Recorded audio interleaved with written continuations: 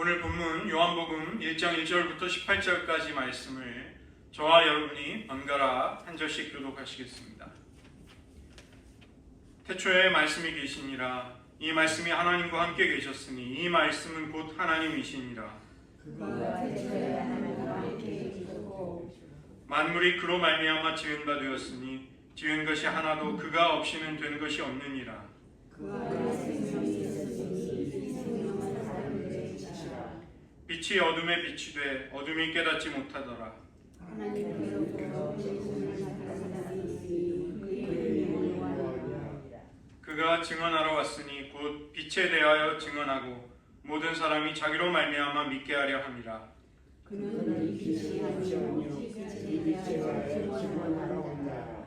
참빛 곧 세상에 와서 각 사람에게 비추는 빛이 있었나니 그가 세상에 있으셨으며 세상으로 말미암아 지음받았으니 세상이 그를 알지 못하였고 자기 땅에 오매 자기 백성이 영접하지 아니하였으나 영접합니다. 곧 이름을 믿는 자에게 하나님의 자녀가 되는 권세를 주셨으니 이는 혈통으로나 육정으로나 사람의 뜻으로 나지 아니하고 오직 하나님께로부터 난 자들이니라.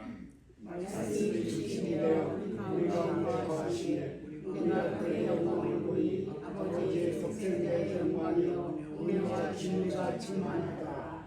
요한이 그에 대하여 증언하여 외쳐 이르되 내가 전에 말하기를 내 뒤에 오시는 이가 나보다 앞선 것은 나보다 먼저 계심이라 한 것이 이 사람을 가리킴이라 하니라. 우리가 그의 충만한 데서 받으니 은혜에 은혜라. 율법은 모세로 말미암아 주어진 것이요 은혜와 진리는 예수 그리스도로 말미암아 온 것이라. 본래 하나님을 본 사람이 없으되 아버지 품속에 있는 독생하신 하나님이 나타내셨느니라. 아멘. 기도하시겠습니다. 하나님, 주님의 오심을 소망 중에 기다리는 이 절기, 우리들의 심령과 이해 속에 예수님의 성육신이 가지고 있는 신비와 그 놀라운 사랑을 더욱 깊이 깨닫게 하시고 그 받은 바 사랑을 의지하여서 저희들도 그 사랑으로 살아가는 주의 백성 삼아 주시옵소서. 모든 말씀 예수님의 이름으로 기도드립니다.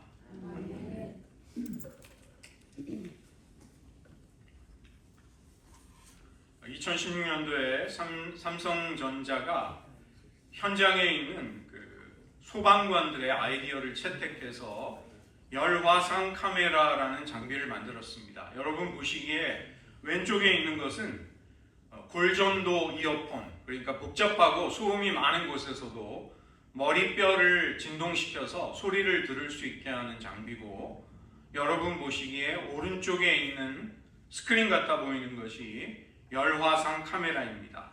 짙은 연기 때문에 앞이 보이지 않는 화재 현장 속에서 인명을 구조하고 지형 지물이 어떠한가를 알 수 있게 하고 또 언제 소방관들이 대피해야 하는가 그 타이밍을 알게 하는데 필수적인 장비인 것이죠.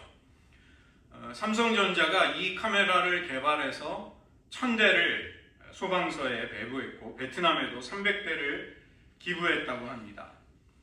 신자가 평생에 걸쳐서 묵상해야 할 신비가 있습니다. 삼위일체의 신비, 성육신의 신비, 구속의 신비, 고난의 신비, 악의 신비 같은 미스테리온이라고 부르는 신비들이 있는 것이죠. 그 중에서도 우리가 지금 대강절을 맞이하고 예수님의 성육신은 우리를 향한 하나님의 사랑이 얼마나 엄청난가, 얼마나 놀라운가를 우리에게 상기시키는 더할 나위 없이 중요한 주제인 것입니다.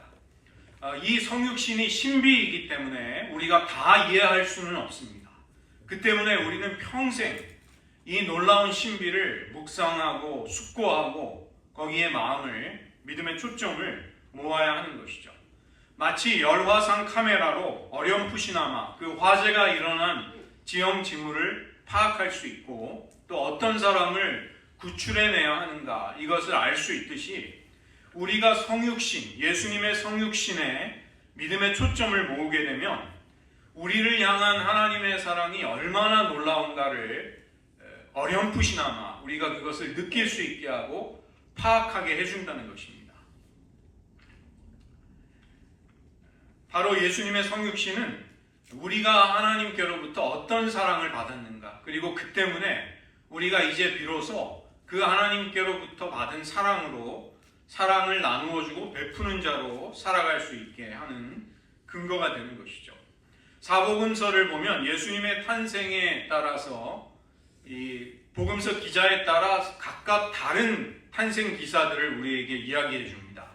이것은 각 복음서 기자들이 서로 다른 자기들만의 관점과 각도로 그 사실을 조명해 주는 것이죠.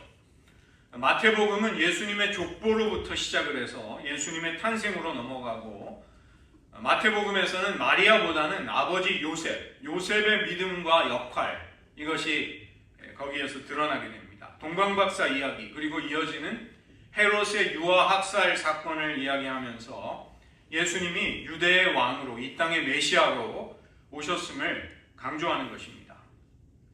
또 마가복음은 우리가 지금 강해를 살펴보고 있듯이 예수님의 탄생을 생략한 채로 예수님이 공생애를 시작하는 장면에서 바로 시작이 되는 것이죠. 또 누가는 어떤 복음서 기자보다도 풍성한 예수님의 탄생에 관한 이야기를 들려줍니다. 세례 요한의 출생으로부터 하나님의 역사가 예수님의 탄생으로 이어지게 되는 것을 말하고, 특별히 예수님의 어머니 마리아의 그 헌신과 결단, 그녀의 놀라운 믿음을 이야기하는 것입니다. 아기 예수님을 누일 곳이 없어 구유에 누이게 된 것, 누가복음만이 우리에게 알려주는 사건이고, 들에서 양을 치던 목자가 주님의 탄생의 징조를 보고 찾아와 경배하는 것도 누가복음에서만 볼 수가 있는 것이죠. 누가는 예수님을 이 땅의 모든 소외되고 고난당하는 사람들을 구원하기 위해 오신 사랑의 구세주로 그렇게 우리들에게 그려주는 것입니다. 오늘 저희가 살펴보고자 하는 사도 요한의 탄생 이야기는 이와 또 다른 것입니다. 사도 요한은 탄생의 사건을 우리에게 말한다기보다 그 의미가 무엇인지를 이야기해주고 있습니다. 그 때문에 거기에 담겨있는 영적인 놀라운 통찰을 우리에게 주는 것이죠. 이것이 비록 다소 이해하기 어려울지 몰라도 이것은 우리의 마음에 깊은 하나님의 진리를 울려 퍼지게 하는 것입니다. 사도 요한이 해석하고 이해한 예수님의 탄생은 한마디로 하나님의 사랑이라고 요약할 수가 있습니다. 이 땅에 있는 모든 사람들을 사랑하시는 하나님의 사랑이 놀랍도록 획기적으로, 전격적으로, 기이한 방식으로 이 땅에 이루어졌는데, 그것이 예수님의 탄생이라는 것입니다. 어려운 가운데 모든 것을 이기고 참아내고 인내하면서 아름다운 인생의 이야기를 만들어내는 사람이 있다면, 그러한 사람들은 대부분 많은 사랑을 받은 사람들인 경우가 대부분입니다. 반면에 작은 것 하나에도 불평하고 원망하고 두려워한다면 그것은 사랑을 제대로 받고 누리지 못하는 내면 때문에 나오는 반응인 것이죠. 주변에 있는 모든 사람을 힘들게 하는 고슴도치와 같은 사람, 그 마음 깊은 곳에 애정의 결핍이 있는 것입니다. 그러나 우리들이 흔히 천사표라고 평가하는 사람들, 이런 사람들은 그 내면 속에 하나님의 사랑이 가득한 것이죠. 자기 내면에 가득한 것이 밖으로, 삶으로, 입술로, 성품으로 드러날 수밖에 없는 것이 사람의 인생인 것입니다.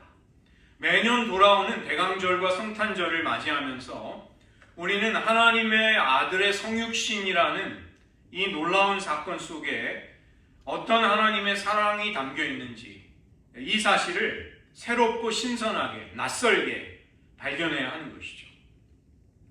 하나님의 사랑을 회복하기 위해서는 무엇보다도 내가 지금 하나님으로부터 어떤 사랑을 받고 있는가, 여기에 눈을 뜰 필요가 있는 것입니다. 2000년 전에 우리를 사랑하셔서 구원하기 위해 인간의 몸을 입고 이 땅에 오신 예수님, 그분은 바로 지금 우리들을 위해, 지금 내 심령을 위해 변함없이 그 사랑을 베풀고 계시는 것이죠. 성경이 이 사실을 증언하는 것입니다. 에베소서 1장 4절부터 6절을 보시면 곧 창세전에 그리스도 안에서 우리를 택하사 우리로 사랑 안에서 그 앞에 거룩하고 흠이 없게 하시려고 그 기쁘신 뜻대로 우리를 예정하사 예수 그리스도로 말미암아 자기의 아들들이 되게 하셨으니 이는 그가 사랑하시는 자 안에서 우리에게 거저 주시는 바 그의 은혜의 영광을 찬송하게 하려는 것이다. 창세 전에 우리를 택하시고 사랑하신 그 사랑이 지금 이 순간도 우리들의 삶의 현장 속에, 삶의 현실 속에 임하고 있고 역사하고 있다는 사실을 우리는 알아야 하는 것입니다. 이 하나님의 사랑은 결코 중단된 적도 없고 변질된 적도 없는 것이죠. 그러나 마귀는 여러 가지 상황과 삶의 고통과 어려움, 그리고 우리 자신과 우리 주변의 사람들의 부족함, 실패와 범죄를 이용해서 우리들의 마음을 낙심시키고 죄책감을 주려 하는 것입니다. 하나님이 너를 사랑하지 않으신다. 하나님이 더 이상 너를 신뢰할 수 없다. 너는 사랑을 받을 만한 자격이 없다고 믿게 하려는 것이죠. 그러나 이 세상에 우리를 구원하기 위해 예수님이 친히 육신이 되셔서 오신 이 엄청난 사랑은 동일하게 조금 더 변함이 없이 우리들에게 부어지고 있는 것입니다. 우리가 이 성육신을 통해 우리에게 임한 하나님의 사랑을 받았다면 그 사랑의 근거에서, 그 사랑을 의지해서 우리의 삶 가운데 그 사랑을 살아내는, 실천하는 신자가 되어야 하는 것이죠. 인간에 불과한 우리가 어떻게 하나님의 사랑을 행하며 살아갈 수 있는가, 이렇게 생각을 할지도 모르겠습니다. 그러나 우리가 하나님의 엄청난 사랑을 받았기 때문에 그 사랑을 우리는 행할 수 있게 되고, 그 사랑을 행하면 행할수록 그 사랑을 더욱더 누릴 수 있게 되는 삶이 선순환이 우리들의 삶 속에 이루어지는 것입니다. 톨스토이가 그의 작품 전쟁과 평화에서 한 이야기가 있습니다. 내가 아는 모든 것은 사랑하기 때문에 알게 된 것이다. 우리는 무언가를, 어떤 누군가를 사랑함으로써 진정한 인생의 실체를 거기서 깨닫고 헤아릴 수 있는 것이죠. 이것을 영적으로 적용한다면 하나님의 사랑을 삶 속에서 실천하고 행하는 만큼 우리는 사랑을 체험할 수 있게 됩니다. 그만큼 더 하나님을 알 수 있게 되고 그만큼의 하나님과의 관계가 깊어지고 자라가게 되는 것이죠. 우리는 지금 대강절과 또 앞으로 이어지는 성탄절을 통해서 우리에게 허락된 이 놀라운 사랑을 알고 또 행해야 할 것입니다. 예수님의 성육신 속에 나타난 하나님의 사랑이 무엇인가가 본문 14절 속에 매우 잘 드러나 있습니다. 말씀이 육신이 되어서 우리 가운데 거하심에 우리가 그의 영광을 보니 아버지의 독생자의 영광이요 은혜와 진리가 충만하다고 사도 요한은 이야기해 주는 것이죠. 로고스, 이 하나님이 선지자들을 통해 말씀하신 바로 그분의 언약과 약속, 이것이 육신이 되어 이 땅에 구체적으로 실현이 되고 우리 곁으로, 우리의 삶 가운데, 우리의 인생 속으로 찾아오셨다는 것입니다. 결코 추상적인 것이 아니고 영의 눈이 열려야만 볼 수 있는 희미한 사인 것 같은 것이 아니라 우리가 피부로 느낄 수 있고 마음으로 공감하고 체험할 수 있을 만큼 확실한 방식으로 하나님의 사랑이 찾아온 것입니다. 말씀이 육신이 되었다는 것이 바로 성육신입니다.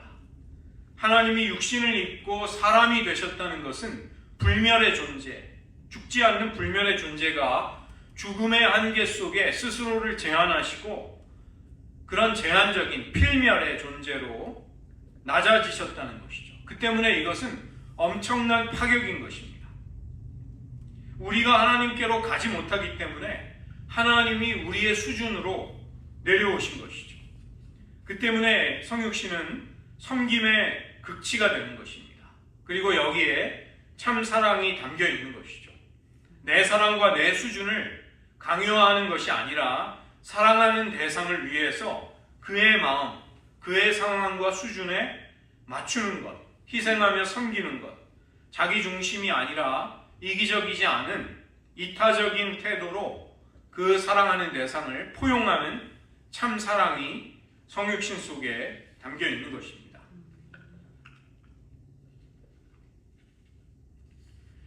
미우라 미스요라는 분은 일본의 유명한 잘 알려진 소설가 미우라 아야코의 남편인 분입니다. 이분은 신앙심이 깊어서 젊은 시절에 결핵 요양원에서 봉사활동을 하다가 척추 결핵으로 누워있던 미우라 아야코를 만나게 됩니다. 교사였던 이 미우라 아야코 이분은 26살에 인생의 사형 선고를 받고 이제 결핵 요양원으로 들어온 것이죠. 삶을 포기한 채로 절망 속에 있던 그녀에게 어릴 적 친구 다다시라는 사람이 예수님을 전해 주었습니다. 그리고 그 친구는 결핵으로 그곳에서 세상을 떠나게 됩니다.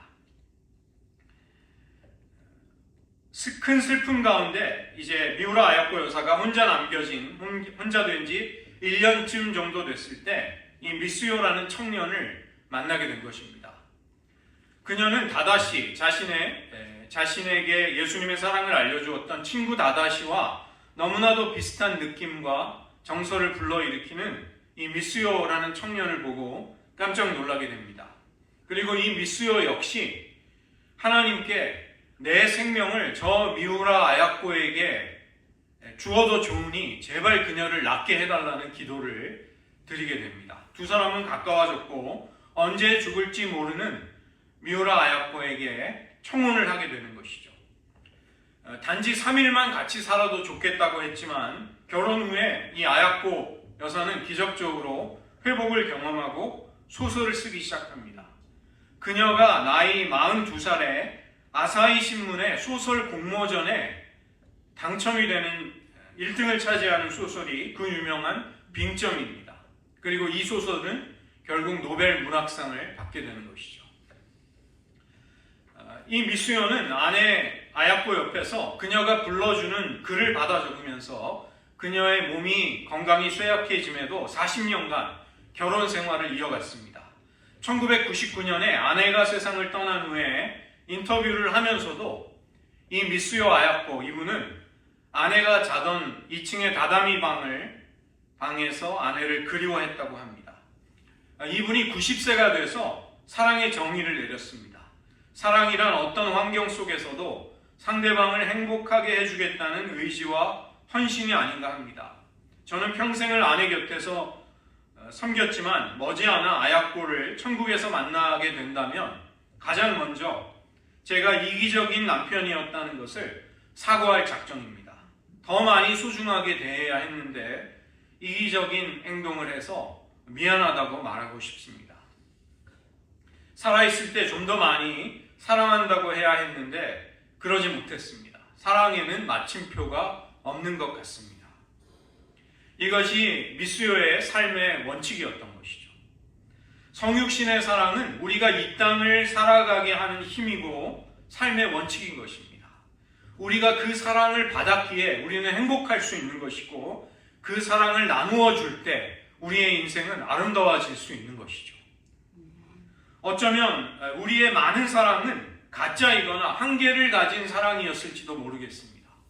그리고 그 원인은 뿌리로 따지고 들어간다면 성육신의 사랑으로부터 감화를 받고 영향을 받지 못했기에 우리의 사랑이 연약함을 가졌을지도 모른다는 것입니다. 대강절과 성탄절은 우리에게 바로 이 성육신의 사랑을 회복시켜주는 날이 되는 것이죠. 우리가 잊지 말아야 할 것은 이 엄청난 하나님의 사랑을 우리가 아무 조건 없이 먼저 이미 받았다는 사실입니다. 누군가를 사랑할 때, 누군가를 용서해야 할 때 우리는 언제나 이 성육신을 기억해야 할 것입니다. 사랑하는 자의 자리로 내려가고 그의 입장에 서고 그의 수준에 맞추고 그의 언어를 배우는 것, 이것이 성육신에 담겨있는 사랑인 것이죠. 예수님은 우리에게 그분의 부요함을 함께 누릴 수 있도록 스스로 가난하게 되신 것입니다. 고린도후서 8장 9절의 말씀입니다. 우리 주 예수 그리스도의 은혜를 너희가 알거니와 부요하신 이로서 너희를 위하여 가난하게 되심은 그의 가난하심으로 말미암아 너희를 부요하게 하려 하심이라. 우리가 하나님의 가족이 되고 그분의 아들과 딸이 되어서 기쁨과 은총을 누릴 수 있게 된 것, 바로 예수님의 성육신 때문에 가능해진 일입니다. 우리는 가난하고 절망 속에 타산하고 우리의 힘으로는 그 절망의 밑바닥에서, 구렁텅이에서 헤어나올 수 없는 사람들이었습니다. 그러나 그런 우리를 위해 우리를 끌어내 주신 분이 계시는 것이죠. 바로 우리를 위해 스스로 가난하게 되신 예수님이십니다. 그분은 하늘의 영광과 권세를 가지신 부요한 분이셨습니다. 그런데 그런 하나님이 우리를 부욕해 하기 위해 스스로 가난과 겸손, 낮아짐과 자기 비움, 케노시스를 일부러 선택하신 것입니다. 우리가 누리는 온갖 부요하고 풍요로운 은혜의 뿌리가 원천이 어디서부터 왔는가? 우리는 그것을 계속 추적해 가면 거기에는 성육신이 있는 것이죠. 이것을 빌립보서는 예수님이 신적인 특권을 포기하고 종의 형체를 가지시고 죽기까지 순종하시는 것이었다, 이렇게 알려주고 있습니다. 빌립보서 2장에 나오는 초대교회의 유명한 그리스도 찬가의 일부분입니다. 2장 6절부터 8절입니다. 그는 근본 하나님의 본체시나 하나님과 동등됨을 취할 것으로 여기지 아니하시고 오히려 자기를 비워 종의 형체를 가지사 사람들과 같이 되셨고 사람의 모양으로 나타나사 자기를 낮추시고 죽기까지 복종하셨으니 곧 십자가에 죽으십니다. 예수님은 본성과 본질에서, 모양과 형상에서 본래 하나님과 같으신 분, 곧 하나님이셨습니다. 그런데 그런 분이 사람들과 같이 되신 것이죠. 이것은 그분이 더 이상 신적인 존재, 하나님이시기를 멈추고 인간이 되셨다는 뜻은 아닙니다. 예수님은 여전히 하나님의 아들이시지만 신적인 특권을 포기하고 종의 역할을 감당하시면서 겸손히 낮아져 우리를 섬기신 것입니다. 잠시 동안 그렇게 하다가 끝나는 섬김이 아니라 십자가에 죽기까지 아버지의 뜻에 순종하시는 온전한 복종으로서 우리를 구원하신 것이죠. 하나님의 모든 신성이 예수님 안에 육체로 거하지만 그런 예수님은 완전한 인간이 되셔서 하나님 앞에 우리를 대표하시고 우리를 대신하셨던 것입니다. 즉 자기의 목숨을 우리를 위한 속전으로 내어놓으신 것이죠.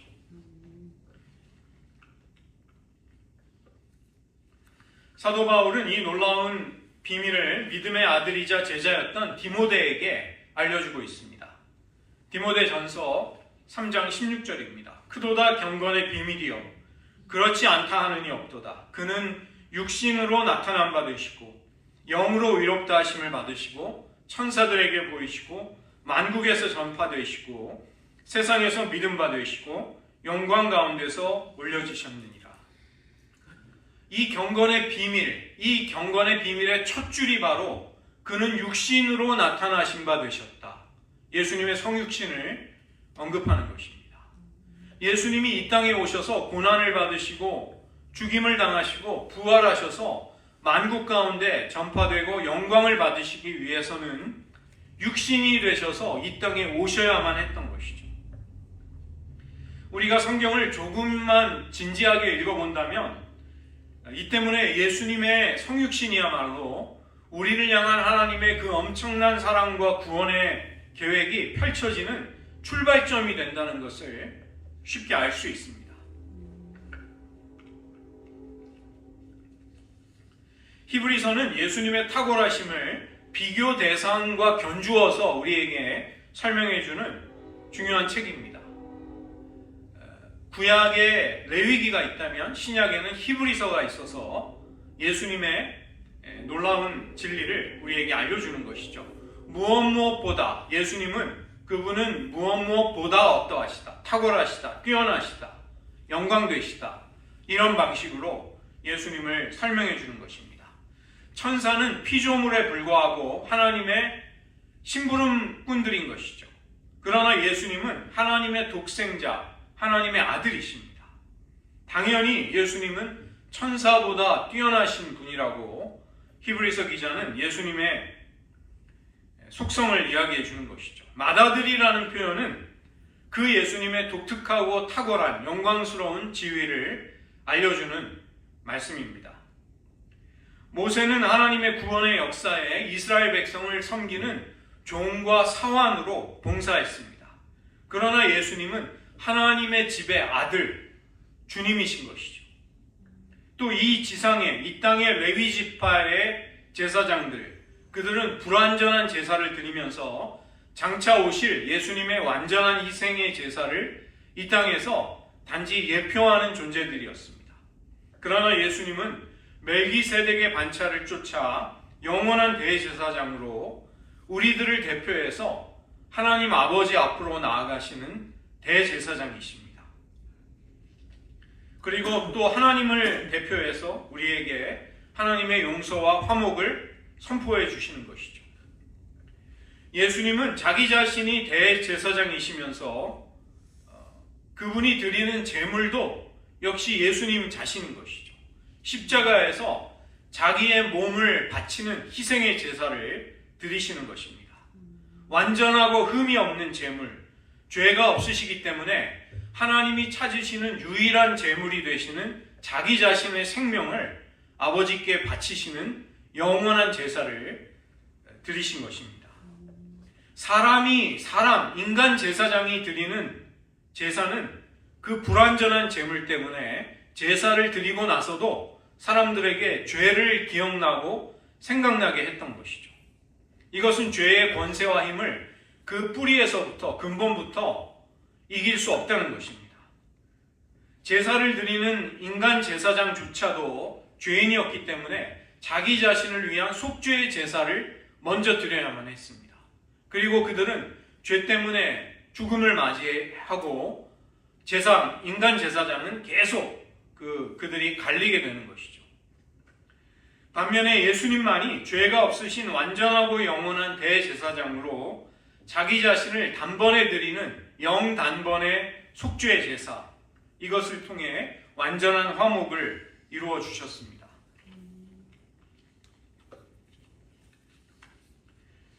히브리서 기자도 여러 곳에서 예수님의 성육신을 이야기하는 것이죠. 하나님이 맏아들을 이끌어 세상으로 다시 들어오게 하신다. 히브리서 1장 6절은 예수님의 성육신과 예수님의 재림을 모두 다 의미할 수 있습니다. 죽음의 고난을 겪으신 예수님, 그분은 천사들보다 잠시 동안 낮은 위치에 처하시는 것이죠. 예수님이 무엇이 부족하거나 완전해서 무엇을 배우거나 온전하게 되는 것이 아니라 죄인된 우리와 예수님이 자기 자신을 연합시키고 연대하심으로써 우리들의 고난과 죽음을 예수님은 친히 겪으셨던 것입니다.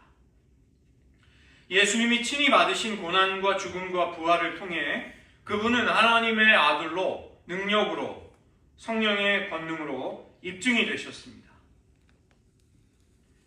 이것은 우리를 구원하시려는 하나님의 구속의 모든 계획들이 아들의 성육신이 아니고서는 출발할 수 없다는 것을 의미하는 것이죠. 예수님은 완전한 인성을 취하시고 우리의 모든 고난과 시험과 유혹을 똑같이 겪으셨습니다. 그 때문에 예수님만이 우리를 동정하시고 이해해 주시고 공감해 주실 수 있으십니다. 다만 우리와 예수님의 차이는 그분은 모든 고난과 유혹을 통과하셨을지라도 죄가 없으셨다는 점에 있는 것이죠. 그 때문에 예수님은 모든 시험을 이기고 승리하시고 죽음의 권세를 잡은 자 마귀를 자기 자신의 죽음을 통해서 정복하신 것입니다. 히브리서 전체를 살펴볼 때 놀라운 점은 바로 이런 예수님의 대제사장 직분이 그분의 성육신이 있어야만 이 땅에서 수행될 수 있다는 것입니다. 우리는 오늘 대강절의 두 번째 주일을 맞이하였습니다. 예수님의 성육신은 그냥 이벤트 같은 것, 특별한 행사가 아니라는 것입니다. 우리를 위해 뭔가 기적을 쇼업, 전시해주는 일이 아니라는 것입니다. 예수님은 성육신을 통해서 하나님의 본체가 되시고 하나님과 동등하신 신적인 영광과 특권을 포기해 버리십니다.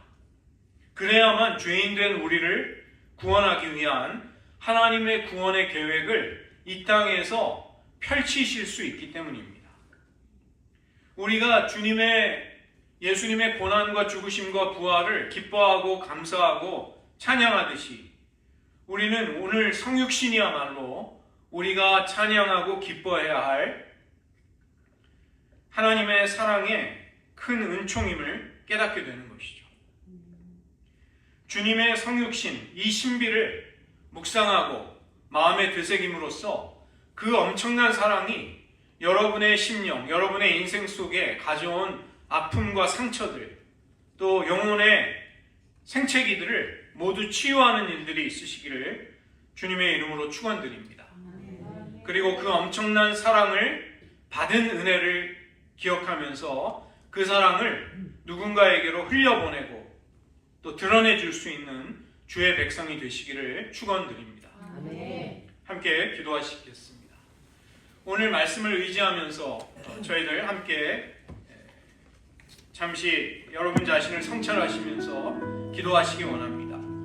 여러분의 삶 가운데 낙심과 고통과 고난, 나의 인격의 상처, 거절감, 많은 아픔들이 있었을 것입니다. 그러나 그러한 것들로 인한 원망과 불평과 고통을 토로하기 전에 먼저 우리가 받은 이 엄청난 사랑이 무엇인가를 한번 기억해 보십시오. 하나님의 아들이 모든 하늘의 영광을 버리고 이 땅에 종의 형체를 취하셔서 우리를 섬기기 위해 오셨습니다.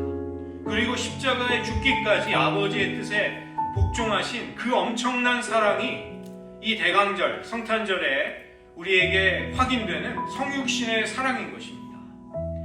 우리에게 먼저 부어진 사랑이 어떠한가를 기억할 수 있어야 우리는 용서할 수 있고 고난을 이길 수 있고 감사와 찬미를 하나님께 돌릴 수 있을 것입니다. 그동안 우리 자신에게 집중하고 내 마음의 상처를 먼저 들여다보았다면 잠시 그런 시각을 내려놓으시고 성육신을 통해 우리에게 다가오는 부어진 하나님의 엄청난 사랑을 알게 해주소서. 이 기도로 하나님을 찾으시기를 원합니다. 잠시 여러분의 신앙 고백으로 기도하시겠습니다.